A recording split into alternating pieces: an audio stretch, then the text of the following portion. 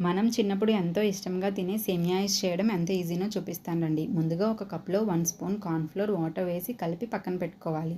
తర్వాత ఒక బౌల్లో 1 కప్ పాలు మరిగించుకొని దానిలో 2 స్పూన్స్ మిల్క్ పౌడర్ ఇంకా షుగర్ వేసి బాగా కరిగి తర్వాత మనం ముందుగా కలిపి ఉంచుకున్న కార్న్‌ఫ్లోర్ వాటర్ కూడా వేసి ఉండలు లేకుండా లో ఫ్లేమ్లో ఈ కన్సిస్టెన్సీ వచ్చేంత వరకు ఉడికించుకొని స్టవ్ ఆఫ్ చేసి పక్కన పెట్టుకోవాలి.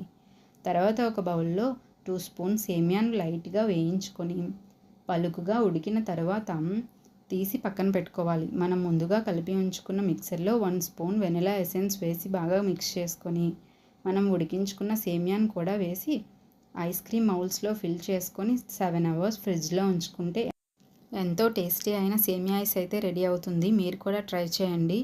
చిన్నప్పుడు ఈ ఐస్ క్రీమ్ కోసం అమ్మ చేతిలో ఎప్పుడైనా దెబ్బలు తిని ఉంటే కామెంట్ చేయండి. అలాగే మా ఛానల్ని సబ్స్క్రైబ్ చేసుకోవడం మర్చిపోకండి.